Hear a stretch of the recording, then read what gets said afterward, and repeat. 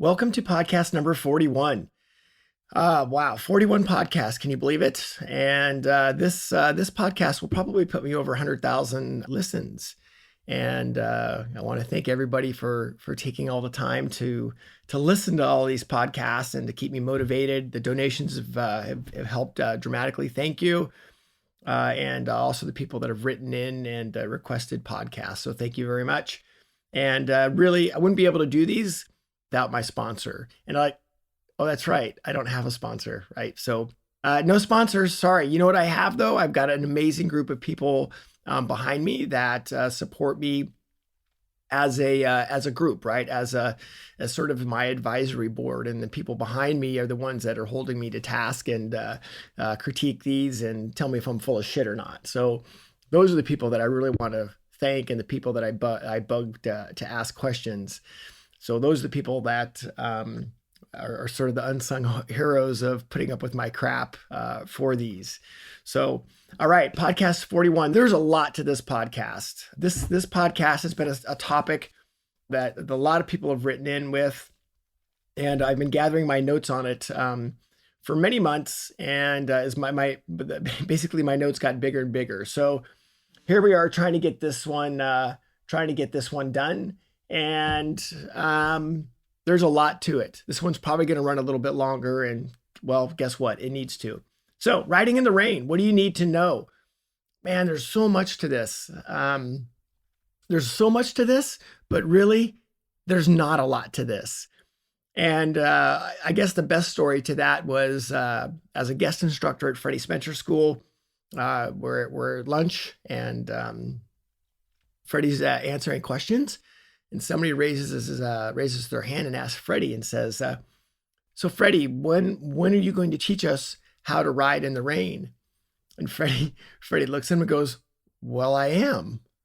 And that's exactly how we're going to start this off, which is the technique is the same. It's just the degree of application is different. There's just less grip. That's it, right? There's just less grip. Are there a few little nuanced things that we're going to mess with? Yes. I basically interviewed 3 different people for this podcast, and you'll get their 4 different people for this podcast, and you'll get their information as well. That's it. There's less grip. That's it. There's always 100% of grip, right? You hear Nick Einach from the Yamaha school. You hear him say that as well. There's always 100 points of grip. It's just where that 100 points is, and then it's up to you to mess with it. So let's get that started right out of the gate. There's no massive differences other than it's the same technique, just a different degree of application. So one of the notes that I wrote down here, and I have a bunch of them, is if there's less grip available, your degree of application is less. So that's it. Let's just start it off. Let's start it off with that. And let's just sort of start off with some general thoughts, which is know your conditions and study your environment, right? There's so many different things that happen to this. Look at the weather forecasts. Is it going to be raining the day that you're going to be racing? Is it the day you're going to be doing your track days? Whatever your street ride is, it doesn't matter. So look at your environment, study your environment, and look at it. And you'll hear some comments in a little bit from Mike Canfield about that, about how they look at how they're changing the setup on the bike, and a lot of it is that sometimes they just don't know. So know your conditions. And something that one of the first quotes that I'm going to get into is Phil Horowitz, one of my main instructors, who's very quick in the rain. Phil's run top 10 at AMA in the rain. And one of the things that Phil has said is that one of the things that he's always looking at is constant assessment, right? Constant assessment. And that's before he gets on the bike and during the bike, right? Every lap, every corner, constant assessment of what's going on. There's a massive difference in pouring down rain versus wet, dry conditions, or if it starts to rain when you ride as well. So study your conditions, or know your conditions, and study your environment. So to jump right into some of the actual technique parts of this, and of all the people that I talked to, there was 2 or 3 common thought processes that went along this. Was maximize your straight lines. Maximize straight lines, because if the bike is more upright, well, then you've got more contact patch available. So corners that you're going to get into, you'll run slightly more of a V shape just because you can want to maximize that time, the tires up and down, straight up and down, maximize your grip going in and coming out, and minimize the amount of overall time you're at lean angle. That was one of the common thought processes. Another common thought process is that what we're trying to do, and I'll get into the individual quotes here in just a minute, and you'll probably rehear some of them again. And one of the other biggest comments was, you're trying to assess grip, right? You're trying to assess how much grip is available. If your hands and your butt and your feet can't tell you that, then you're not going to be in a position to do that. So it's getting set up specifically after turn in and in the middle of the corner to the slowest point of the corner to be able to maximize that feel. So straight, we'll talk about braking in just a minute. As you turn in, having lighter hands and having your core engaged was a bigger deal. And that was everybody that I talked to was, wow, you're really trying to figure out how much grip you have in the middle of the corner. And to do that, they really had to put themselves in a position to feel. And if you can remember from my feel podcast, how we're doing that, right? Make sure our core is light, make sure our hands, we want some bar pressure, but we're not having input, especially in the rain. So having your hands in a position to get feel, having your core engaged so everything's tied together to feel if the rear slips or if your feet, don't feel right or whatever it is. So light hands after turn in to improve feel. And yeah, I said that core and feet. Core's got to be engaged and engaged earlier than you think. If you're trying to engage the core essentially in the middle of the corner, you're late, right? You're late, and you're not going to have that feel that you need when really we usually typically have the problems with crashing in the rain is right on entry, right past tip in. We want to be able to have that. We want to be able to have that available to us much, much earlier. So getting our core and feet engaged with there. So another one with our body position. So how does our body position work into this? And with our body position, what we're trying to do is we want to get separated earlier from the bike, right? We're not worried about overall, corner speed. We're not worried about, overall lean angle. We're trying to run less lean angle. So getting separated earlier is something that we want to take a look at. And what that means is you sit up on the brakes and then you turn in. I might have another inch of butt off than I normally would to help run a little bit less lean angle, right? It might feel a little bit uncomfortable. And we're not talking 7 inches, right? We're just talking an inch or two to get more butt off so you could be slightly more separated. Your initial turn in, so as you move your upper body and have your core engaged, that is what sets you up for the lean angle in the rest of the corners. So your initial turn in with your initial body movement is what sets that up. So getting that done early, a little bit more butt off, you'll turn in, get your core engaged. I want to stay connected to the bike. I want to feel the bike. And you'll hear a quote from an incredible rain rider here in just a minute that talks about this, which is I want to be in a position to catch it, right? To save it. So if my body's hanging all the way off the bike, then I'm not in a position to be able to have anything to catch. So I may not run quite as much body position as I normally would when the grip is high. I might be upright just a little bit more to stay more connected to the bike and pause to save something in case something happens. If I'm trying to drag my elbow in the wet, I've got nothing left if something happens, and I'm not connected. I lose a little bit of that feel.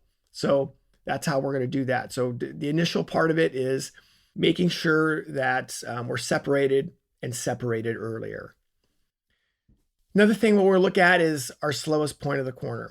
And again, you'll hear this in a quote in just a second. The slowest point of the corner is slightly slower. That's all there is to it, right? We don't have the grip available.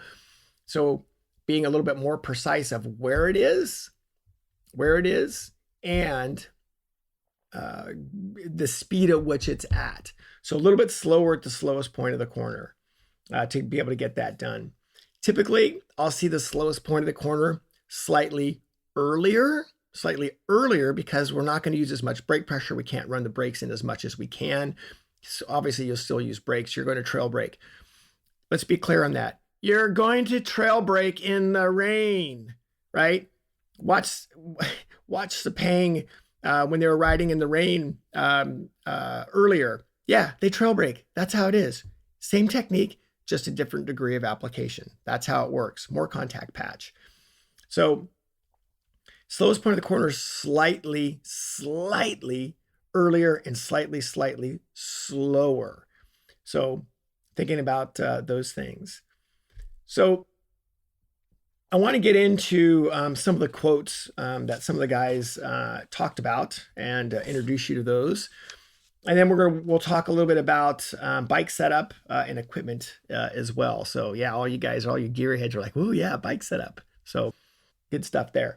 So I ended up talking to 3 people about their rain riding. And one is I told you, I mentioned about Phil. And Phil talked about, because Phil is very quick in the rain. And what Phil talked about was maximizing his straight up and down braking, and then really hunting and searching for grip in the middle of the corner, right? Feeling how much grip he had available to make that happen. And then of course, getting it stood up on the exits. And his mantra when he was riding was constant assessment of conditions. Can I push harder in that corner because it's drier? Is there a dry line forming? Is that one wetter? Is there water at the apex? Do I have to come off the apex a little bit? Things like that. So Phil was in constant assessment of what was going on.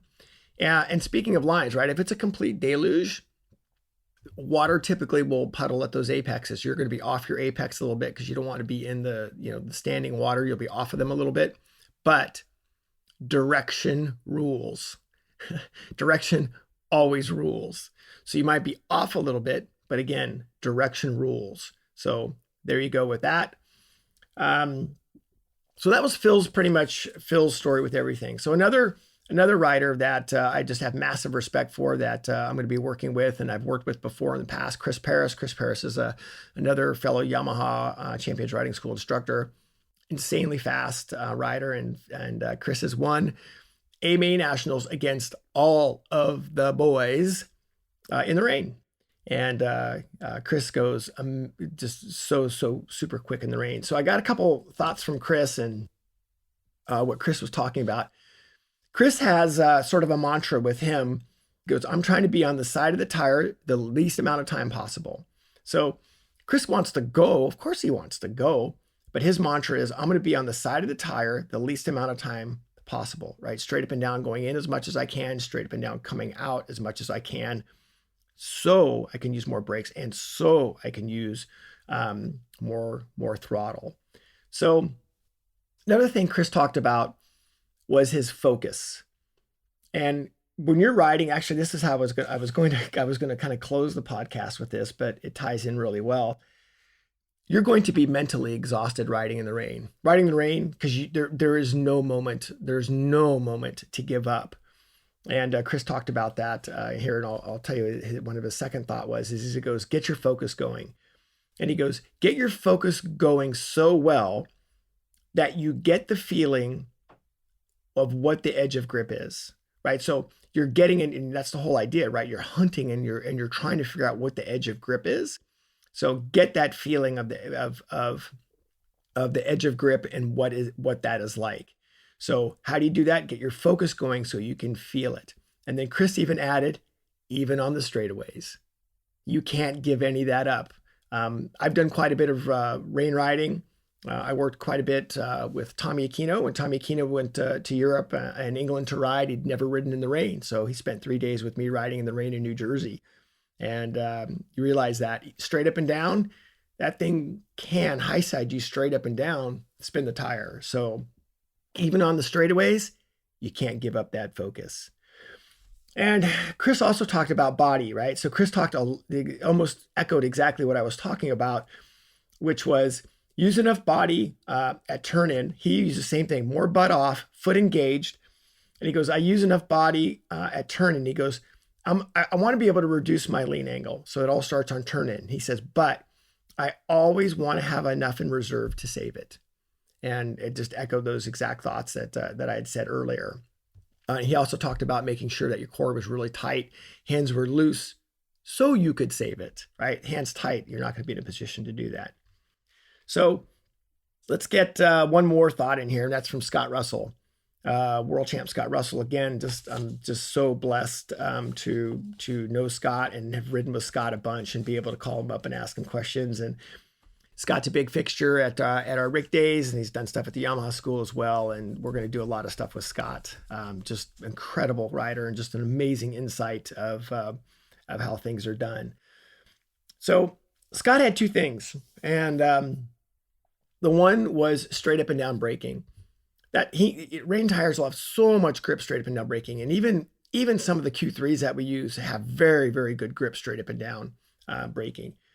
So what Scott would do was he goes, I'm going to smash the tire. I'm going to push the water out on the brakes. So I'll go to the brakes, squeeze the lever, and he goes, I felt like I was pushing all of the water out. And that's what Scott, he goes, when I had that idea, I could brake harder because I felt that's what I was trying to do, was to push that water out of the tire. And he'd really maximize his straight up and down braking. He definitely would let off the brake quite a bit at turn in, but he was constantly flirting with that comfort level. And what Scott talked about is, he goes, yeah, I'd turn in, and if it felt vague, then I'd give some brake up to get the feeling back. But he goes, I was constantly flirting with the maximum right there of how much grip I could give it. And that was all related to how much brake pressure. And, one corner, he'd try it one way, another corner, he'd try it another way, just to maximize that grip. So straight up and down braking, and then how much grip he had at turn in, that's where Scott was, that was a big focus. And he thought he had a massive advantage to that one. The other one that Scott had, which was, we're not going to see that as much, but it's something that we can talk about, especially for street riders. This is something that I do with rear brake, especially in subject conditions. So what Scott would do is he would use the rear brake as traction control, and it's different than what you think. What Scott would do is when he'd get the bike slowed and pointed, he'd go to the throttle and he'd start to feed the throttle, but he'd already be on the rear brake at this point. So he'd be able to add a lot more throttle. And he'd get to the point where he was at full throttle or close to full throttle. He didn't want to bog the motor down. He wanted the motor to keep revving. But he would use his foot, and he would use the brake. He would release the brake just to get the wheel to start to spin. So he was just he'd hold the throttle steady, but he'd modulate the brake to see how much wheel spin he could get away with. And that was his poor man's traction control. And so he was constantly flirting with how much brake pressure, how much he could release the brake to get the bike to move forward and not spin up. So Scott talked a lot about that. And Scott also talked about, man, you got to be patient. You got to be patient and let the grip come to you, and let the feeling come to you. So some good thoughts from these guys, and you can see how they all kind of run the same as well. Couple of things in general, and this kind of applies even some of the road, more to street racers rather than the road racers. Is you can go to the brakes. You're going to maximize your straight up and down braking, but don't be afraid to go to the brakes a little bit earlier and lighter initially, right? So make your 5% a little bit longer to help squeeze that water out. Like set that tire, set it, but then you can really work on being more precise with your brakes if you give yourself some time to do that. So that'll be a big deal. Initial inputs. This is where initial inputs are such a big deal. So your initial brakes, your end of braking, your initial throttle, how you move your body becomes a bigger and bigger deal when we have the less grip. So couple more things. One, just general on equipment. Biggest issue that we typically see with riders is the face shield fogging. And you can run, they've got specific rain shields, which are great, clear shield typically. And they've got ones that are treated on the inside to not fog up. Another way you can do that is just put a piece of duct tape over your nose, right? So over your nose, it comes down and covers the front of your helmet so that all the air is blown below the helmet instead of coming up and fogging up. So just even a little piece of duct tape, you'll see a lot of guys do that. That works really well. That's something that I've used quite a bit, and it works fantastic until, of course, you want to peel the duct tape off your nose. So there you go with the duct tape over the nose. And also, if you're going to be out there a while, get a proper rain jacket, right? One that's not flopping around, one that fits pretty tight. That makes a big difference as well. And of course, some of the environments, it could be freezing cold rain. It can be a warm rain as well, but a proper rain jacket, if you're going to be out there for a while, it makes a big difference. All right, last thing I want to talk about is bike setup. So I deferred to the expert on this. I deferred to Mike Canfield. Mike Canfield is JD Beach's crew chief. It's also been Martin Cardenez's crew chief and Jake Gagne's crew chief. The guy's got a few championships under his belt. And I've been, again, blessed to know Mike for a long time. And Mike has helped me out quite a bit in my program. So as much as everybody wants to hear, oh, you always take out 2 turns of preload and then you always add no, there's no silver bullet. I'm sorry. And I really tried to pin Mike down on this. And basically there's not. And it boils down to 2 different things. And it's fairly simple when you look at it. And it boils down to, when are you making the decision on bike setup? So one, if you're a track day rider or somebody that's going to go out on like an intermediate tire, like a Q3 or something along those lines, you want to get the tire to flex a little bit more so you can start to mess with tire pressures there a little bit. Rain tires run actually a fairly stout tire pressure, but of course their carcass is very, very soft. The idea is you want that carcass to flex, and you want to be able to get that more contact patch. You're not worried about the tire overheating. So you can mess around a little bit with some tire pressures depending on what tire you're using to help that out as well. So what Mike's big thing was, most of the times that you make a decision that he's had the experience with, you're making them on the grid, right? You're making them on the grid. The bike is sitting there. You're about ready to go out for the warm-up lap. And then you have to decide, is it raining? Is it wet? And what setup you're going to use. So what tires you're going to deal with, and whether what bike setup you're going to run. So if they're on the grid and it's dry and it looks like it's going to be a wet race, whatever, downpour happens, whatever the issue is, they're only going to have time for external settings. So let's talk about the settings in general. The bottom line is, when you're going slower overall pace, there's less force in the suspension, right? There's less force on the brakes, there's less force on acceleration. So what it boils down to is you've got to be able to change your external settings for the less force. You want the bike to ride a little bit lower in the stroke. So that's what you're going to look at. So whether you take out preload, rebound, compression, whatever, that's really dependent on you. And I don't want to get into a blanket statement of that, because a lot of it depends on your pace. A lot of it depends on the track. A lot of it depends on how much rain it is. There's so many different things, the rider's preference as well. He talked about a rider that he used to work with that actually would not change the front, but also change the rear a little bit, but change the rear, and vice versa. So there's too many different things, but let's get you to understand why we're making the change, which is there's less force in the suspension, you need it to ride it lower in there.